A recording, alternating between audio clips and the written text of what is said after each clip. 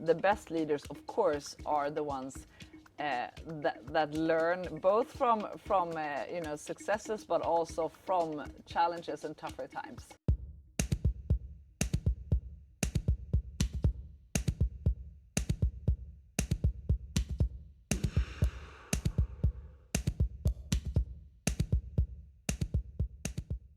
We talk about 10x thinking and moonshots. Mm-hmm. How do you apply the 10x thinking, and how do you aspire your team to that 10x thinking?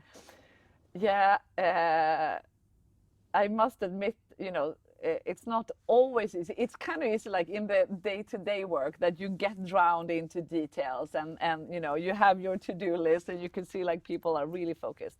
But I think the 10x thinking, it's really about what I try to do is sometimes take a step back. If it is with my management team, see where are we now, and then okay, if we were to do things in a really different way, like what would that be? And try to think in those terms to encourage different type of thinking, rather than just this linear in like increasing or improving 10%, but to really do it in a different way. And that you can do. You don't need to be the CEO of the company. You can do that, within different teams in terms of like changing things and like drastically thinking in new ways. Mm. Talking about leaderships, are great leaders born leaders, or what's the learning journey? Some are, I think, but I think it's also things that you develop. I think what some might be born with is perhaps this curiosity, or social skills that you might have, and the interest in other people.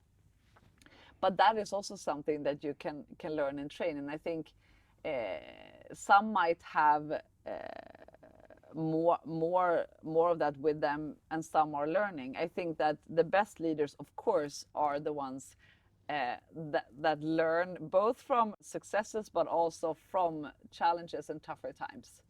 Mm. And I also think that you learn with age, or with the number of years you've been a leader.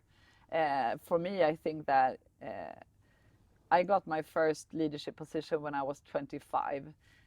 Back then, I had this notion that I thought, that I'm the manager now. Like, I'm in this team, even if there are others that are older than me or more experienced, I need to really know the answers. And that's pretty stressful, and it's impossible. And I think that, that is one of, I think, the biggest learnings that I also try to, advise younger managers with is, don't think that you can know everything yourself. It's about like creating a team with really great people that many times are better than you are in these different areas that they work on. And then you and in your leadership you're lifted through that. And I think that revelation and realizing that has been great for me. And I actually wish that I learned that even sooner when I was younger. Yeah. I am a strong believer in lifelong learning. And if you look at my Strengths Finder profile, I have a big L in that Strengths Finder profile. How do you see learning? And you can obviously learn from colleagues and from outside, and also from mentors. Have you had a mentor that has been important to you? And how do you see lifelong learning? Yeah, this is a topic that I think is really interesting. In the rapidly changing world we're all living in, I think all of us need to, have a plan to always learn new things. In that, I have been lucky enough to have the same mentor for, well, it's 13 or 14 years now, Gunnel Duveblad, and I try to recommend everyone to have one or more mentors that are not connected to the company you work for, but someone, you know, that you can have a dialogue with, and independent on which questions it is.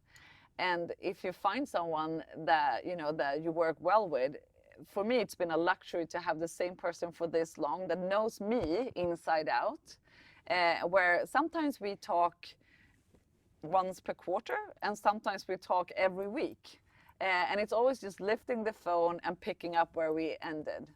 So to me, that is one great way of having someone to bounce things off of.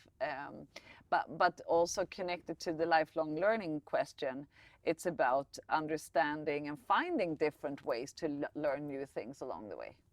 And I think it's about investing time in learning. Yeah. It doesn't come for free. You need to set aside time. And I agree with you with regards to the mentorship. It's super important, both, you know, internal mentors and external mentors. And something that I have found super helpful is also professional coaching.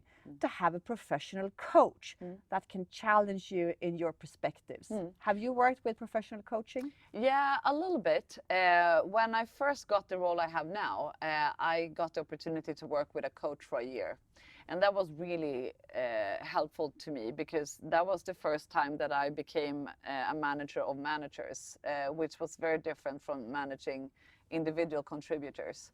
So it was really great to do that for a year, and something that I'm considering actually right now doing again.